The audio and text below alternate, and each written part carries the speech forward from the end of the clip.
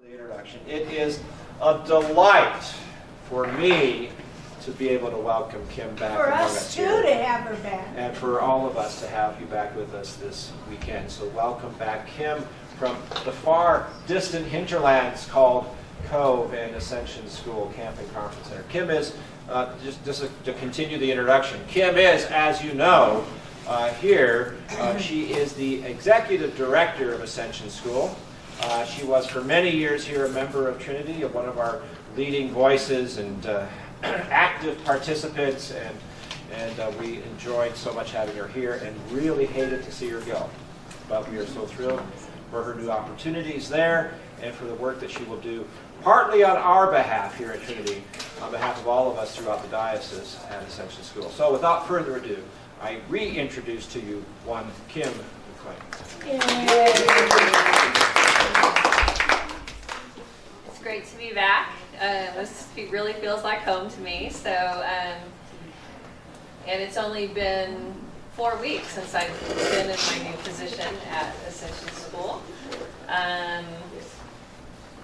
For those of you, I know maybe not most of you, may have been to an event up at Ascension Camp and Conference Center. This is the historic chapel that was built in, I believe, 1878. But I wanted to kind of give an overview, just because I'm so in love with the Grand Ronde Valley and that area of the world. If you don't know where Cove is, if you see La Grande, Cove is 15 miles just due east in the Grand Ronde Valley, and it's a valley that's 15 miles across and 35 miles up and down.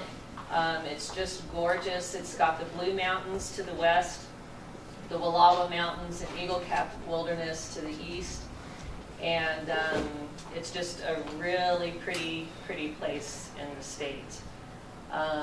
We're at Cove. If you look at the very far left at the base of the Wallowa Mountains, that's where Cove is. It's very much an agricultural valley. This is the view out Kemsey Commons looking towards the west. And there's the base, so we're pretty close to the base of the Wallowas. This is sunset looking towards La Grande. Just a gorgeous part of the world, and just from the very first time I went there back in 2011 for a Lenten retreat, it's just been a very, very special place for me. Great place of peace and serenity. You go 10 minutes up the road behind Cove, you hit the Wallowa-Whitman National Forest and the Eagle Cap Wilderness. So it's just miles and miles and acres of wilderness area. So pretty special place, lots of trails for hiking and backpacking. In the middle of the valley, we have Ladd Marsh, and just lots of birds, lots of plants. The Cove is at the base of the snow-capped mountains there back in the back. I went hiking there last weekend, and just a really gorgeous place. Some fun facts about Ascension School. It actually did start as a school in 1884. This is the 93rd year of summer camps at Ascension. We started in 1924. They used to sleep in tents. Now we have cabins, so things are much better. The chapel was built in 1876. Paddock Hall, which is where we do all of our crafts for each of the camps, used to be St. John's Episcopal Church in Union. And they actually moved the whole building over and put it on a foundation on our site. And Morris Hall, which is where my office is, used to be the carriage house, and it's the only building that didn't burn when they had the fire in 1892. But here's what the boarding school did look like way back when. And these girls would come. We actually found on eBay a little bill of lading, kind of the marketing thing that was sent out way back in the 1800s to parents in Portland, trying to convince them to send their their girls out to boarding school in Cove. Was it year-round boarding school? Or I just think it was just like the school year? The school year. So the building burned in 1892, and then the summer camp started in 1924. And so if you see on the very far end the guy with the dog, that is Reverend Phil Sturgis, who was rector here at Trinity.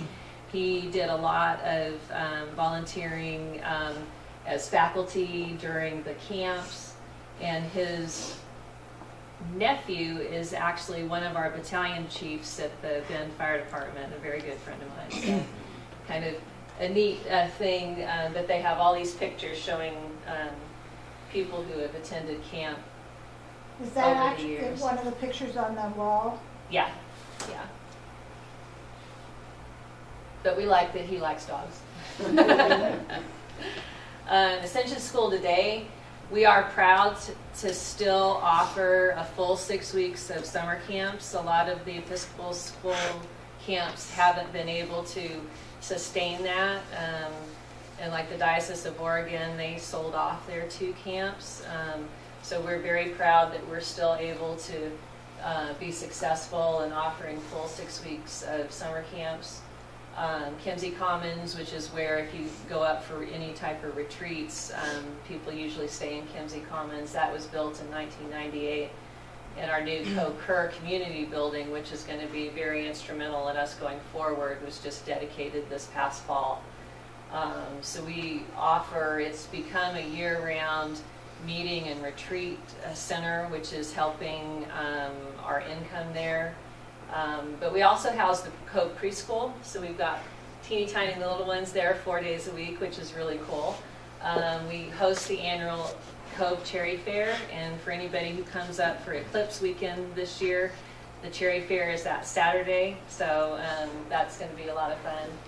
And we try to partner with the community every chance we get, and so we work with Eastern Oregon University. We're active in the Chamber of Commerce in LeGrand, and so we just try to be a good neighbor because we want to stay friendly with all the people and City Council in Cove. Kim, are you involved in contacting other schools like we have here, Ascension School, with other dioceses, like a Diocese of Oregon, because they have their summer school?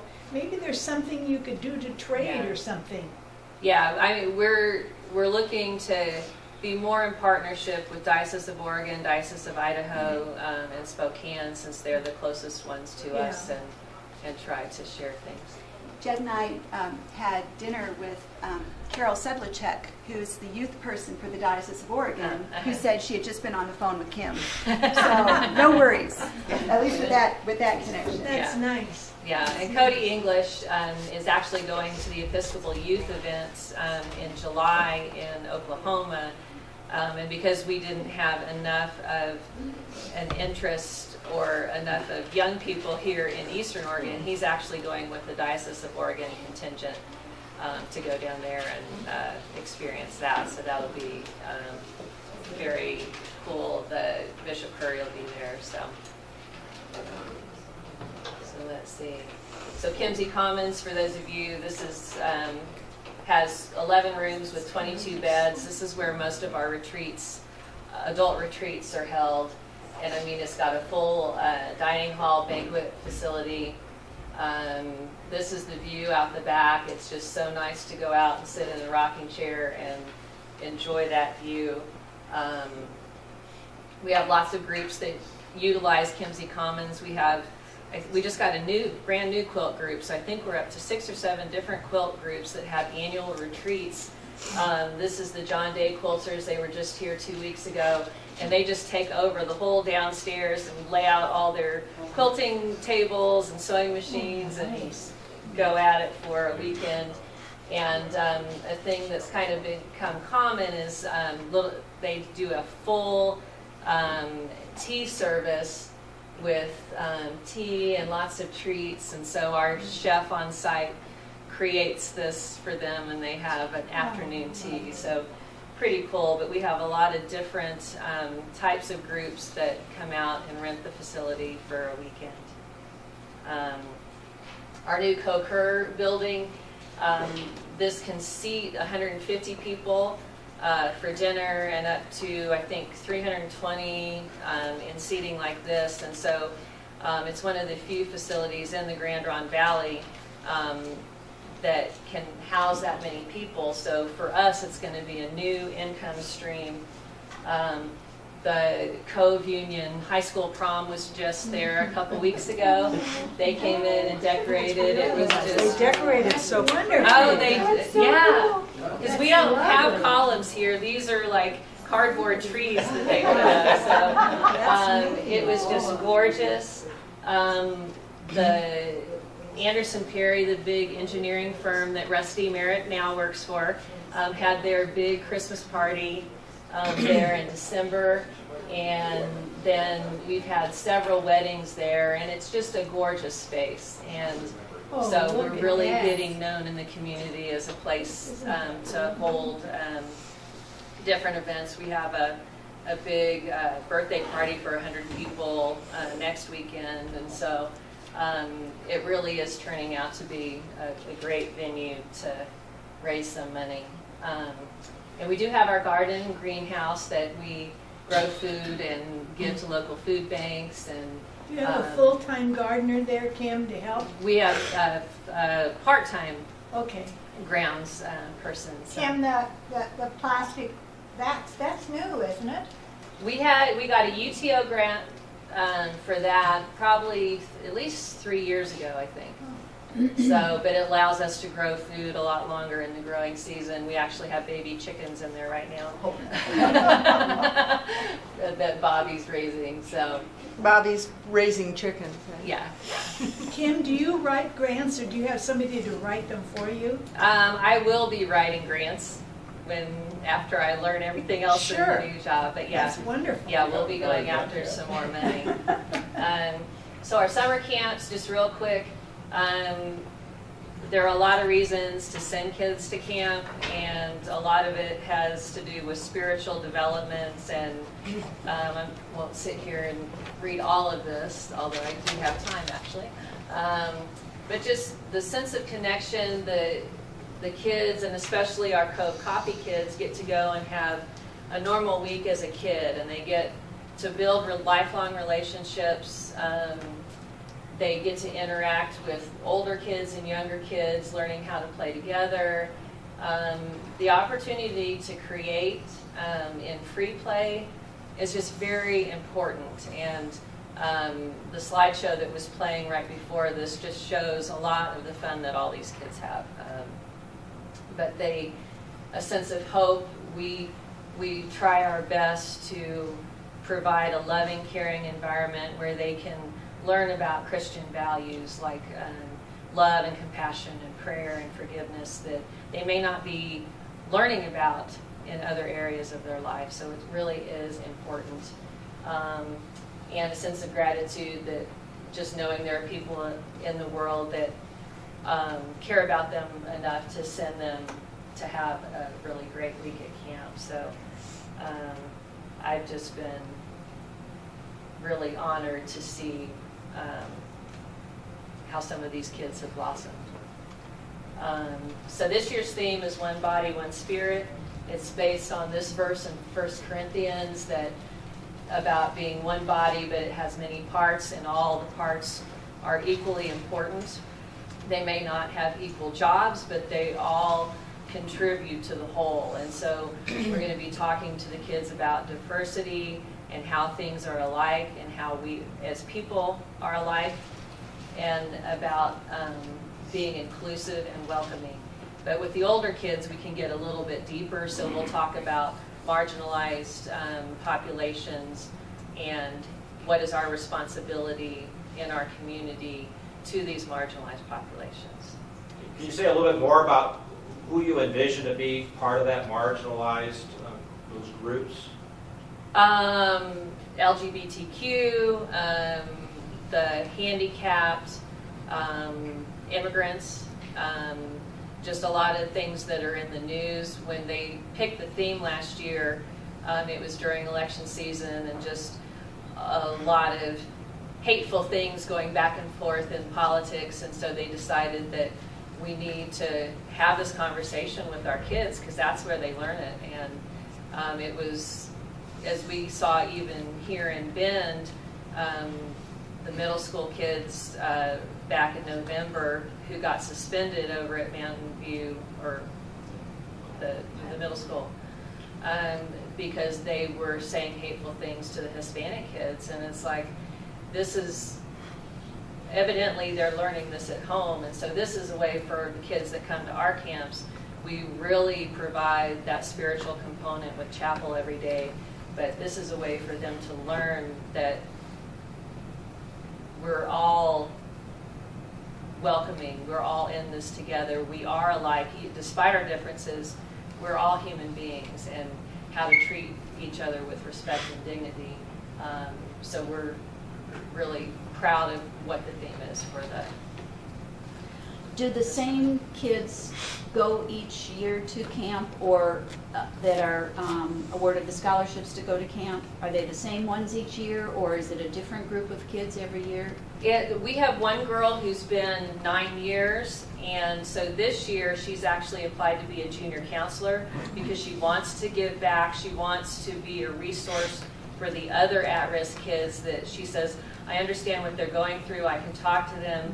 And so she's one of 4 this year of Cove Copy kids that want to be trained as junior counselors. So how are the kids chosen to go out of the numerous ones, I'm sure, that are out there? Yeah, so they get applications. The adults at the copy program and Big Brothers and Big Sisters and Family Drug Court kind of identify the kids that they feel would benefit from going to a Christian camp. I mean, there's some kids with a few more behavioral problems that might not fit in well, but they work with the kids every week anyway, so they know the kids that they think would be a good fit for camp. And then not is there disruptive. not a follow-up, but finding out what kind of impact it had on individual kids? Is there feedback given by them, or how do you know that it works? I Yeah, guess? we do have camp surveys. I know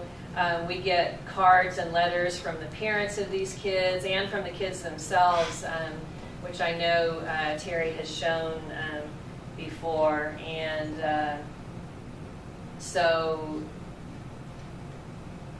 we take the survey results, but we can see, and a lot of the parents just are very appreciative because they can't afford to send the kids to camp, and so they're very appreciative and let the copy people know. I just wanted to say something to that. One of the things that's so important to these kids is that nobody in camp knows that they're not just another normal kid. Yes. And for a lot of these kids, this is an environment that can happen in, because a lot of people at school know something about their background. Nobody at camp knows anything about them, so they're just another kid at camp. Okay. I think this would be such a perfect thesis project. This would be, it would be easy. It would be easy to, as we say, slap some metrics on this. It would be easy to do some before and after following of a cohort to see what happens. See what happens. But and somebody what, needs to do it, and there needs to be some funding for what it. kind of impact that then, Yeah. as they Right. grow, what their impact is on their community, on their family Yeah. life, their school life, after school, or with other children, what kind of impact they have on other kids. And I think it says something, the fact that they keep going back. I Yes. mean, Yeah. Yeah. They And really- wanting to be on a team that presents. And Yes. be Yeah, a part of that team. that's wonderful. This is the first year that we've Yeah. had them as junior counselors. Bill? Yeah, my question about diversity, and are you able to build in any of the non-Christian groups, the Jewish or Muslim or Hindu or anything like that into the camp, or is it We- restricted?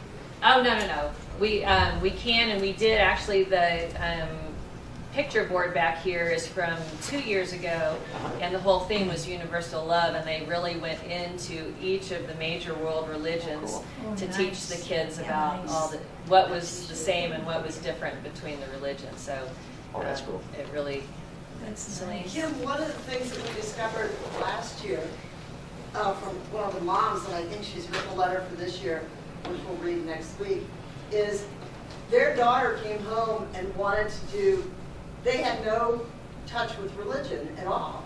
And the daughter now wants to have grace at meals, and she's got them going to a church.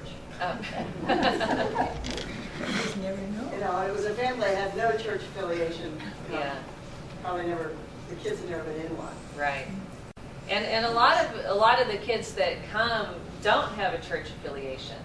And for our Discovery Camp, which I'll go through. So Discovery is our preschool through second grade. These kids come with a parent or grandparent, and so it's a very popular camp. But we do, I mean, you can see even in our demographics, there aren't a whole lot of kids in the Episcopal churches. So we had 219 kids last year.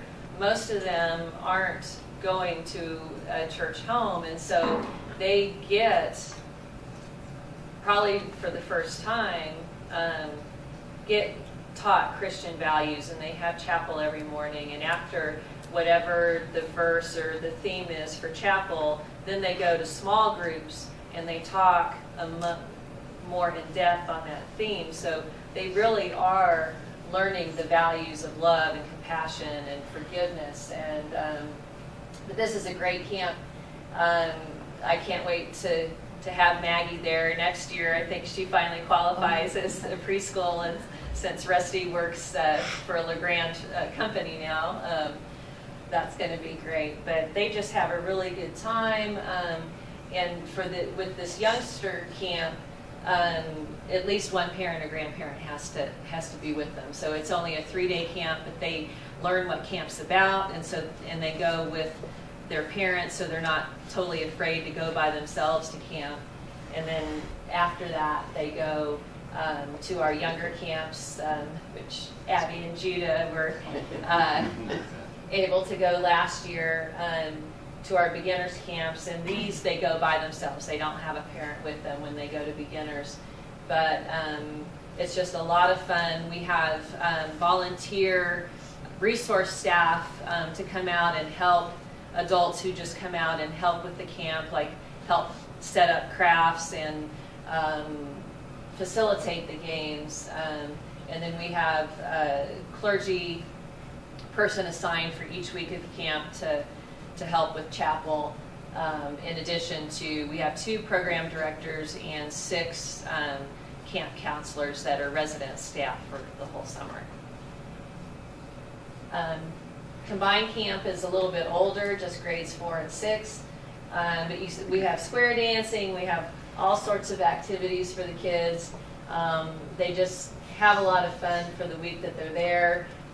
We take them out to go canoeing and hiking, get them out into the wilderness, and of course just normal campfires and camp type stuff. They have movie night where they all bring sleeping bags out on the grass, and we have an outdoor screen and do a movie.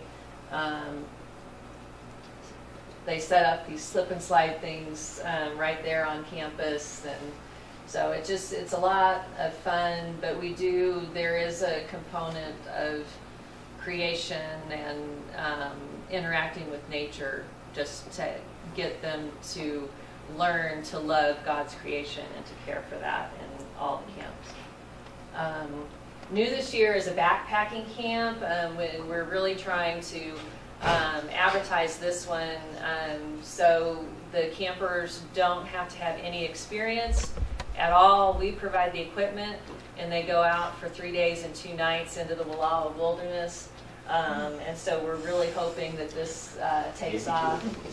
I'm going to do a lot of marketing to the Bend Youth Collective on this one, because I think it's something that, especially that the Bend kids would just love to do, to come out and go backpacking. With a spiritual component, of course. And then every summer we have adult education. Catherine Jefferts-Story came last year to talk about all things bright and beautiful, and just her scientific background and her environmental concerns. It was just a really, really great camp, and just a few people that you guys might know. So, and then Adult Ed Weekend this weekend is a little bit later because of the solar eclipse. But Bunky Larrivee, I guess, is a Eastern Oregon native. He grew up in Hermiston. After he got his divinity degree, he came back and was at NISA for a while.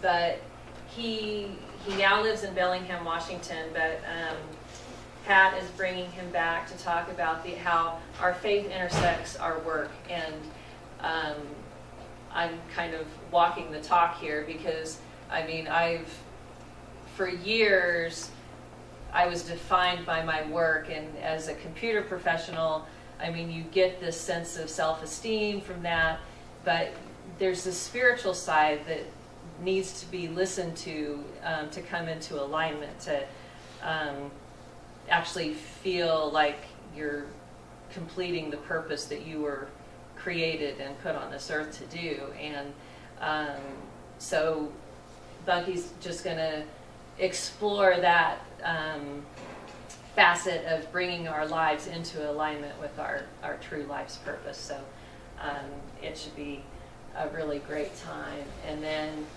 we are doing a solar eclipse experience.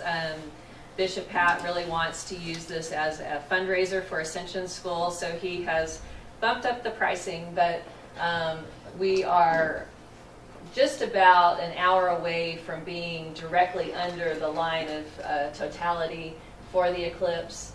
And if you saw the article in the paper today, bathrooms will not be an issue at Ascension. We don't need porta potties.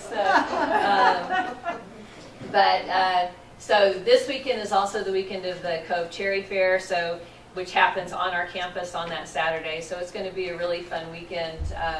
Willis Moore is going to come in from Hawaii and do some informational talks on eclipses, but we're going to have different worship services and programs that weekend. So,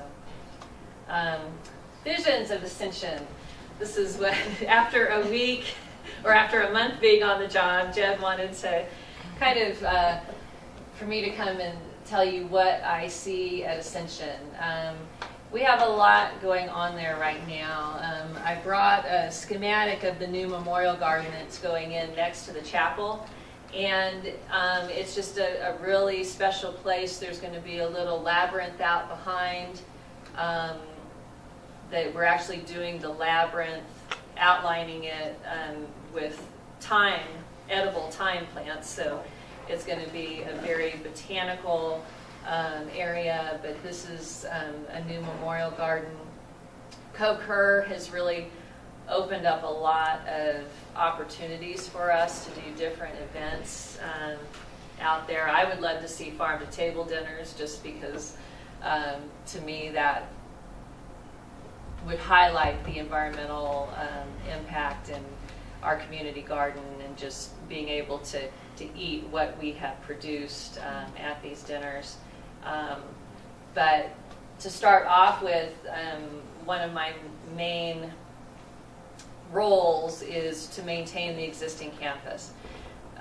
We've been doing camps since 1924.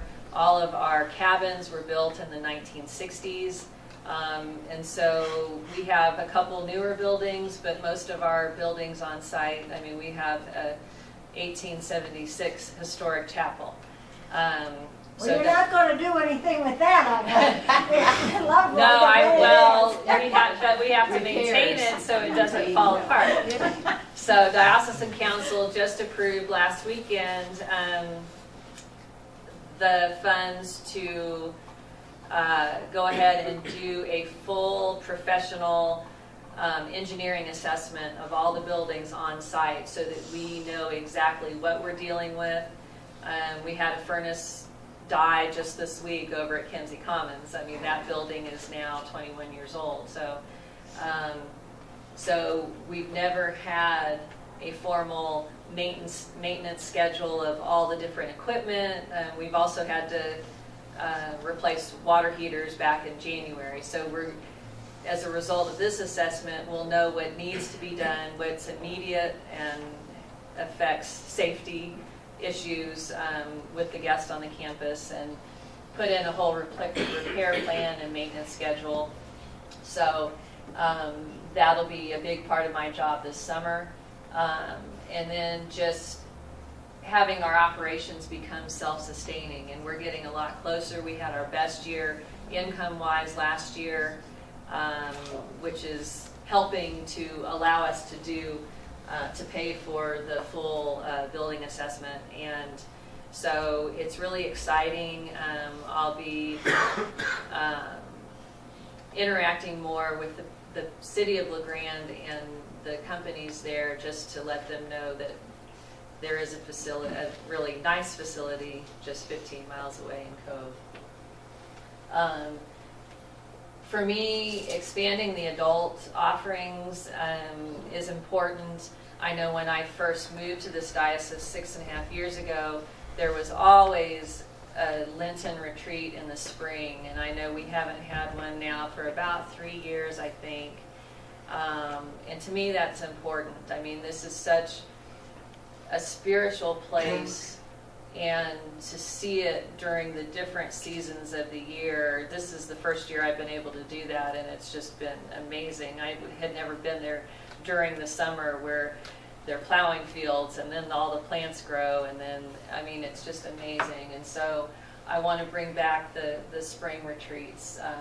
I want to do silent retreats there. My sister goes to a monastery in Idaho every year for a silent retreat, and that just sounds wonderful. And this is a place where that can actually happen, to where you can feel the presence of God. I mean, it's just a very special place.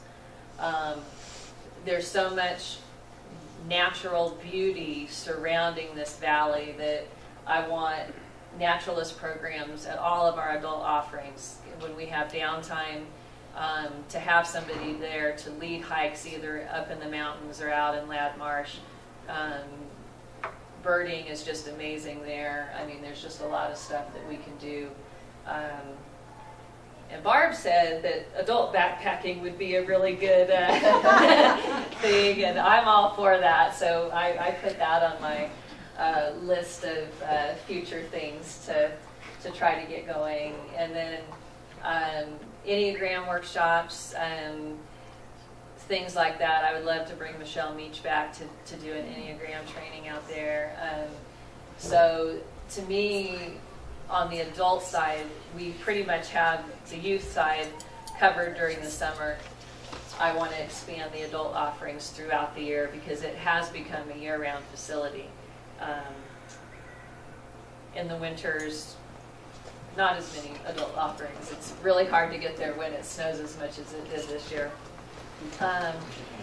And then this is something I found. We have 100 acres that the French family donated to us way back in the early 1900s.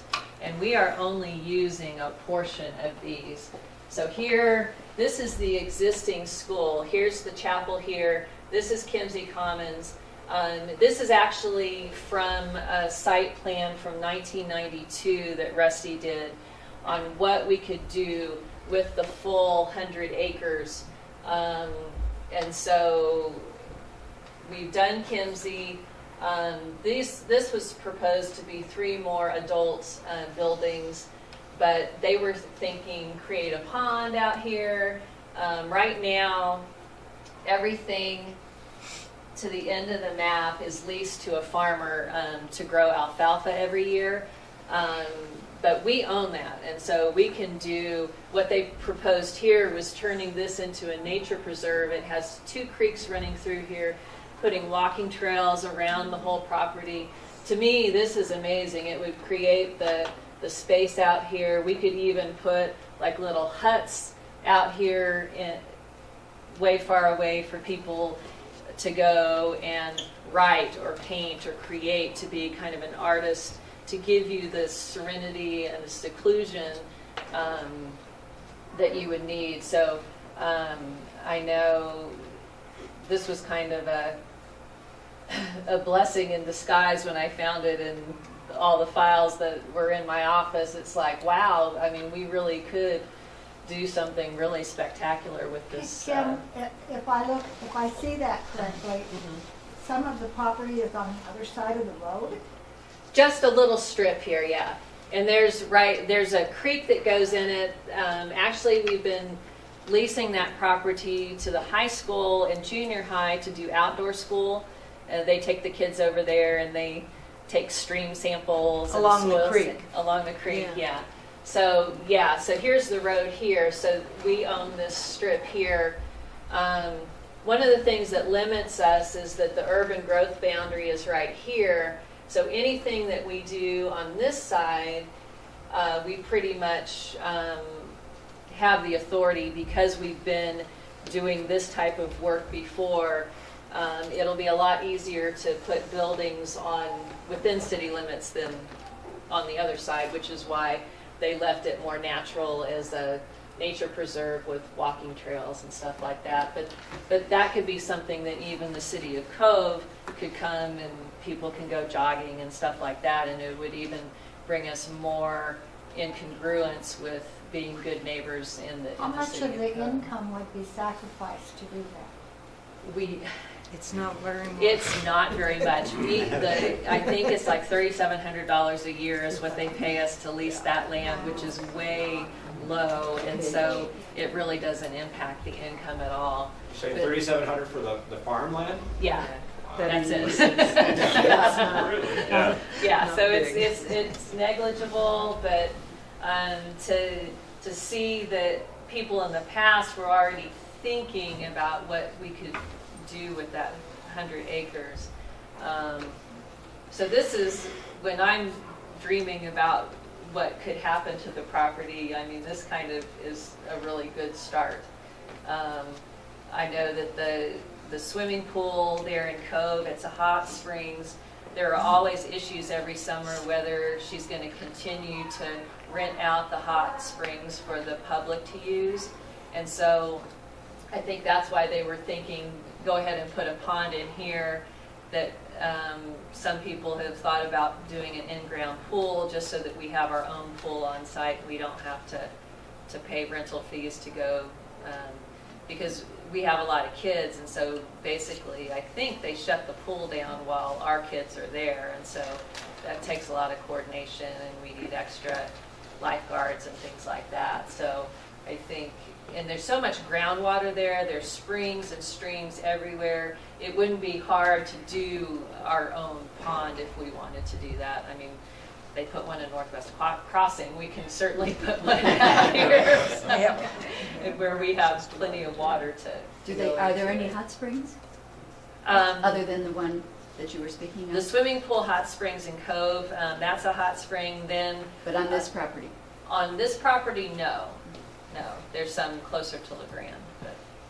If you're able to put in a lake, make it big enough for canoes. Oh, I know. I mean, that would really, people love things like that. I know. So, I mean, we have acreage, so there are a lot of options, but my first priority is making sure that the buildings that we do have stay standing and are safe, and so... You really do need more overnight accommodations For adults. Well, that's yeah. what those three buildings are. Yeah, right? that's what they had kind of put, that these would be more adult housing, and I think maybe another kids housing back there. We can have about 100 kids at one time in the cabin, so but yeah, so we're definitely looking to the future with that.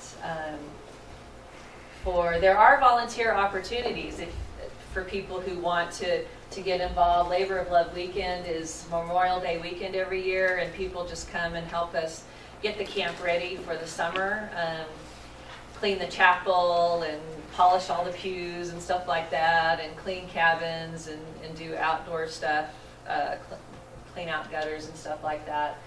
It's free accommodations and food, and there's plenty of time. You only have to do what you feel up to. If you just want to paint for 1 hour one day and just kind of hang out and relax the rest of the time, that's fine.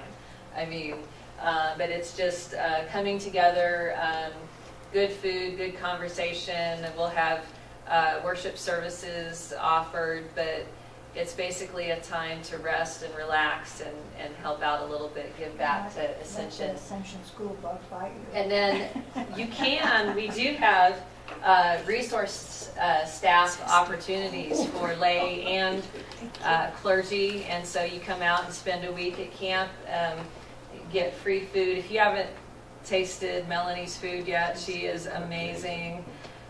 You will definitely gain weight while you're there.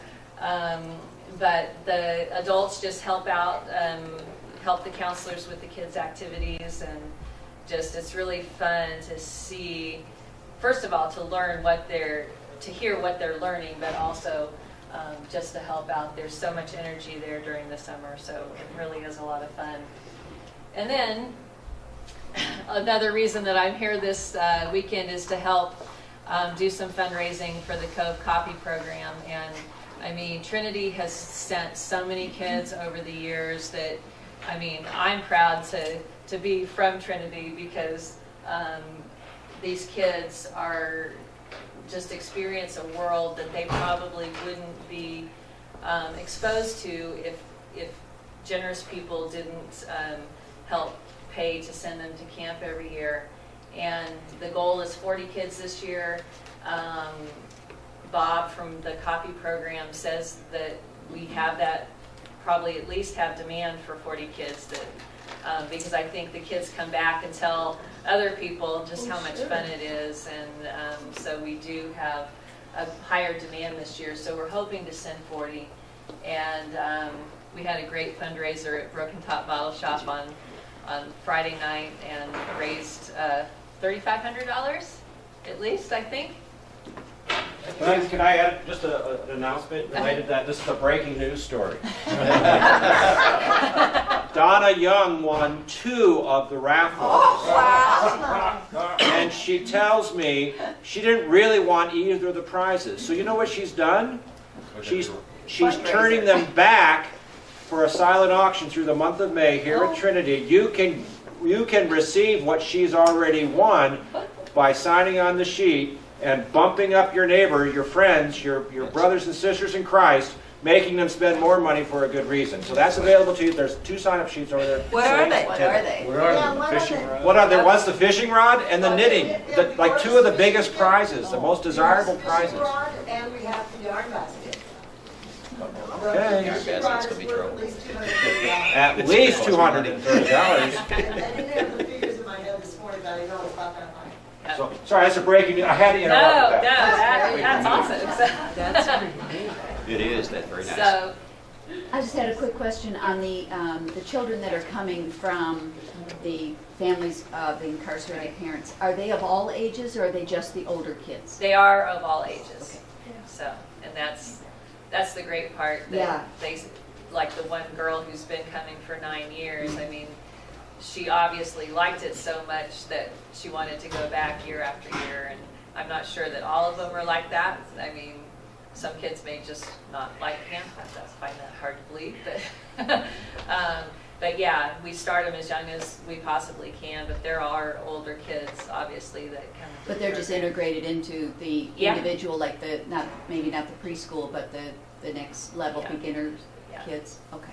Yeah, and if they have a parent that's willing to come with them, I mean, we would send them to the youngest kids camp, but I think most of them start 3rd grade on up. So, any more questions? That's all I had. I'm right on time at 10 o'clock. So just Thank you. if you haven't been there, come out to one of the free weekends where you get free room and board and just experience Ascension, because it really is a very special place. So thank you guys. Thank you, Greg. And I have a meeting, I know, in a couple of weeks, I'm told, at Cove, so I'll be back there again. So, if you want to come out with me, I guess you could come out with me. Hang out for the day. A place for epiphanies. Nice job. Thank you. Thank you.